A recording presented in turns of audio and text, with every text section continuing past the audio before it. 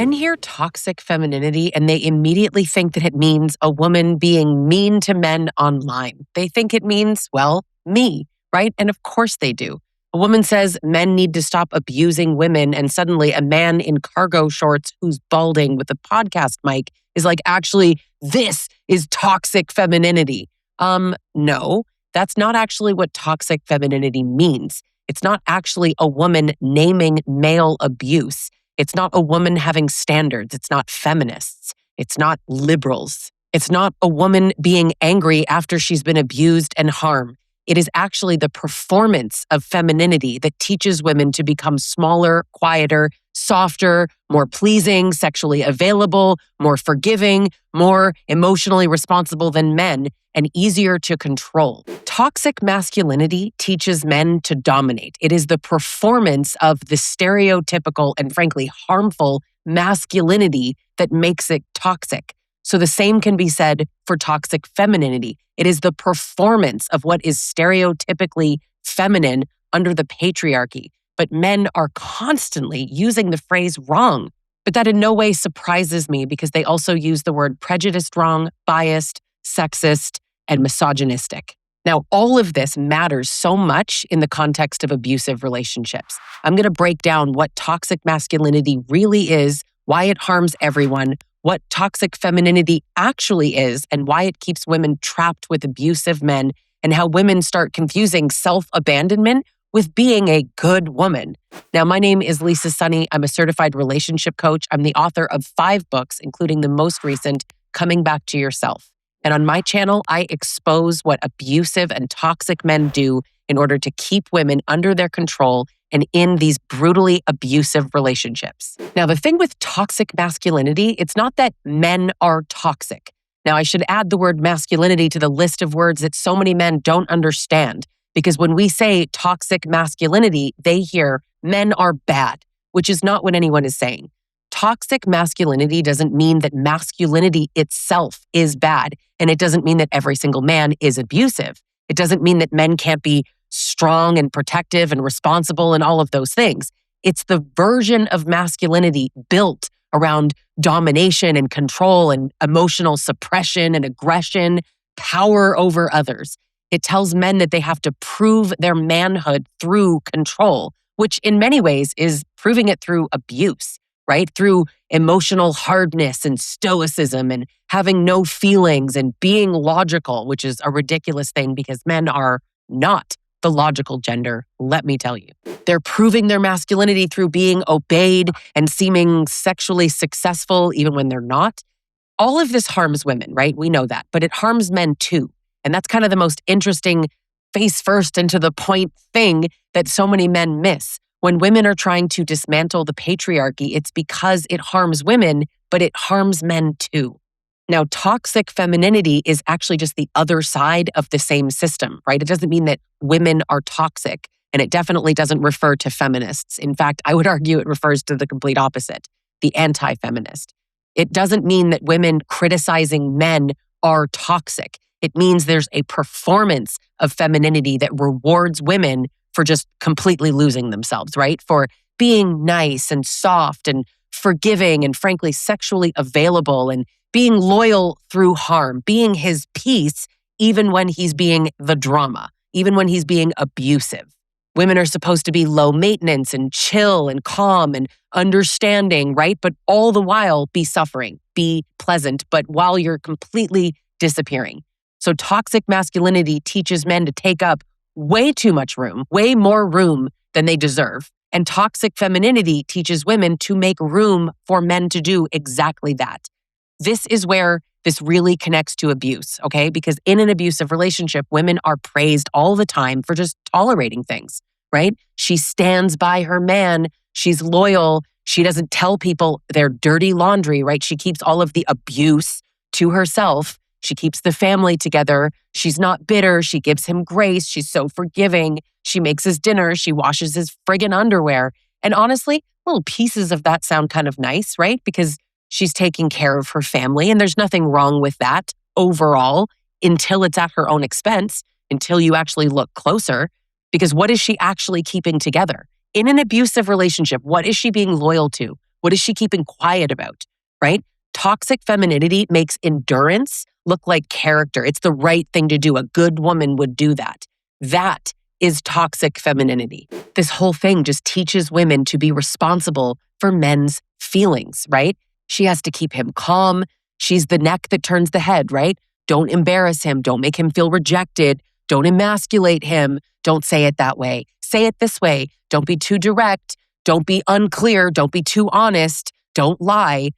All of this. His ego is now her thing to manage. That's brutal. His anger, when he's mad, that is her problem. She has to prevent his anger. And then if he gets angry anyway, which an abusive man inevitably will, it becomes her fault and her thing to solve. She has to make him not angry anymore. That is toxic femininity. And this is exactly how fawning, women who fawn as a trauma response, you're getting socially rewarded before an abusive man even enters the room, right? You have to fawn and be kind and be soft and make sure everything's okay. That is fawning. That's a trauma response. And the thing with toxic femininity is that it actually makes boundaries be this unfeminine thing, right? If a woman says no, she's cold, she's hard, she's selfish. It is insane, right? She's difficult or too independent. If she doesn't over-explain anymore because she's doing her healing work, all of a sudden, oh, she's changed, right? She gave up if she leaves. Think about one of the things that so many of these men say, right? That men sacrifice their happiness for their families and women sacrifice their families for their happiness. So if a woman is unhappy, she doesn't deserve to leave because then she's sacrificing her family, even though studies prove that children being raised in an unhappy household don't do well. I can quote all the studies in the world that show that children do better when both parents are happy. And in fact, when mom specifically is happy, and men won't care because women are selfish when they leave their abusive husbands. She could have just stayed and tolerated the abuse or somehow magically made him not abusive. It doesn't make sense. Toxic femininity says that a good woman is just endlessly accessible no matter what, right? If a woman tells the truth about a man, you're going to say that she's trying to ruin him. You're going to say it's false allegations. So when a woman starts to truly protect herself and step into, frankly, her own femininity, her own who she is, her own sense of self, she has to be failing at womanhood. That's the trap. Men benefit from toxic femininity. And I find it so ironic every time somebody's like, this is toxic femininity, when you're using the word wrong. You wish this was toxic femininity. That's what men want. To be fair, that's what abusive men want. They benefit from women believing that love is silence and loyalty means staying no matter what, and that forgiveness means no consequences, right? When a woman believes that sex is a duty, that is what it is, and that's what they want. They're not actually mad at toxic femininity. They just don't understand what it means, right? And it shows up in one of the worst ways in sexual coercion because it teaches women that their body is like a maintenance tool, like a resource that you can offer. And men are happy to use that as a resource, and they're happy to use that to coerce you. Keep him happy, keep him satisfied, don't reject him, never make him feel unwanted, don't say no, don't be a bad wife, don't use intimacy as a weapon, which is generally not what women are doing, but men see it that way, right? I have to be kind to you just to have sex with you. You're making it a transaction. That is insane. That is something that only insane people say. Although I'm being funny because truthfully, they're not insane and they're not delusional. They're entitled. Toxic femininity tells women to smile when they're uncomfortable and perform desire. A good woman is expected to override herself. That's not femininity at all. Now, women are told, right, to understand men, understand them, and women actually have to understand men. It's an interesting concept. Men will always say, you guys don't understand men. Women have no choice but to understand men because it's for our own safety. We have to study their trauma, their childhood, their stress, attachment wounds. We're so interested in the fear and potential in the inner child. Meanwhile, he's actively harming her, but she sees him as this little wounded boy so that she can explain him. And that makes him a little bit softer, but it also protects his image and it gives context to why he's just making choices to be abusive. Because all of this means that it sounds less intentional. It sounds like maybe he's not doing it on purpose. Toxic femininity makes women confuse compassion with carrying all of that backbreaking emotional labor that it requires to be with an abusive man. And even after a woman leaves a man like this, toxic femininity stays alive and well because these women worry about his reputation. They worry about sounding bitter. And I find it so interesting that so many men are like, women just go out and they claim abuse.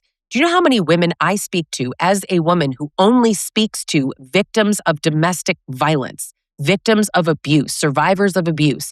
And most women that log in to speak with me are first explaining that he's not all bad. They want to make sure that I have the context, right? He's not all bad. Sometimes he's really nice. They don't want me to think that they're just complaining about him because there's plenty of good. These women are afraid to not share both sides. They're literally telling me all the nice things that the abuser in their life is doing because that's how much they want to protect his reputation. The amount of women that describe it as mutual abuse or we were both toxic when he was abusive, or calling it communication issues like so many abusive men do when he punished her for speaking. Toxic femininity goes on even after relationships end. We are still protecting male comfort, and we're actually really shrinking female reality. Now, one of the hardest parts is that this whole thing trains women to be compatible with control because it doesn't always feel oppressive, right? That's kind of one of the biggest tricks of the patriarchy is that you're not supposed to notice that this is what's actually happening, right? So you are told to be mature and patient and loyal and the bigger person, and you want to be the woman who can handle him. We all want to be the woman from the rom-com who turned the bad guy to a good guy, right? Or to meet the good guy who seems good, and then we're not looking at the fact that he's actually a liar, right? He's a covert abuser who just pretends to be nice. And we have to play that toxic feminine role so that we protect him and we protect ourselves. Toxic femininity is honestly just femininity without any self-protection. That's what it is. That's all it is. And there's nothing wrong with choosing traditional roles if that's your actual choice, not if you have been brainwashed into thinking that you're going to be safe, cared for, and protected or provided for by a man when he's actually going to be the one that harms you. Where is the most dangerous place for a woman? Anyone actually know that? It's her own house. Just so we're all clear, the most dangerous place for a woman is in her own home, at the hands of someone she knows and loves. Femininity without any self-protection is dangerous. It is dangerous, and I say that truly, I mean it with my whole chest. I absolutely do. Forgiveness without consequences becomes permission for him to keep going. If he wants loyalty from you, but he doesn't want to provide safety, you're being held captive. Toxic femininity takes these beautiful traits and it just removes the spine. And then men are going to go, yeah, that's good woman energy. Yeah, that's a high value woman. Well, of course, these losers are going to say that. It benefits them. The point of this all is not to kill your softness or to be masculine. I don't even like all this language around what it is to be feminine and what it is to be masculine. And, women with a real man are going to be able to sit in their feminine. I don't really subscribe to all that. Your femininity is not the problem. A woman is a woman, okay? That doesn't matter. Femininity is something that women inherently have. You can be loving and you can leave a man like this. You can be feminine and you can be angry. You can be nurturing and you can refuse to mother a grown man. You are allowed to be passionate. You are also allowed to tell the truth. This is the version of femininity that abusive men cannot use easily, and that is exactly why they call it masculine. They don't want you to be those things. They benefit from you being soft and kind and forgiving and not learning about these things. Where did you learn that anger was something that made you ugly or that leaving an abuser is something that makes you cruel, right? That forgiveness means access. Where are women learning this? Well, the answer is everywhere, right? It's all over media, our lives, from our mothers, from men, everywhere. And we all need to stop. Toxic femininity isn't personal. It's social, it's taught, it's rewarded, and it's praised. And then women blame themselves for living out a script that they are handed, right? Because if she gets abused, if she becomes a victim of toxic femininity, it's her own fault. She is wrong. She did this to herself and it could have been prevented, right? The truth is, toxic masculinity teaches men that power makes them men. Dominance and being stoic and being logical and being a provider and all of these things. And there's no other way to be a man. If you do it a different way, you're not a man, right? But toxic femininity teaches women that self-abandonment is what makes them lovable. And I tell you, that combination, it is so incredibly dangerous, especially in abuse, because now he can be controlling and he's going to package it up as leadership, right? He's entitled as hell, but those are just his needs, and when he's angry, it's just stress, right? Her compliance is loyalty and her suffering is commitment. We need to name this. Toxic femininity isn't women being mean to men. It is women being trained to disappear in ways that men find extremely attractive. Be softer when he's unsafe and be more loyal when the relationship is literally destroying you. So if your femininity requires you to abandon yourself and silence your anger and override your body and excuse male harm, absolutely not. That version of femininity was never for you. It's for them. Subscribe if you're not already. And if you want to untangle all of this, if you want to learn how to step out of these roles, you can join me inside She Rises Collective. It's an online community that I run for women survivors of domestic violence and abuse. I co-host the group with Shelley Pumphrey, a licensed therapist, and she and I show up every week running groups and workshops, and we have lots of posts and videos that you won't see anywhere else. Thanks so much for watching, and I'll catch you in the next video.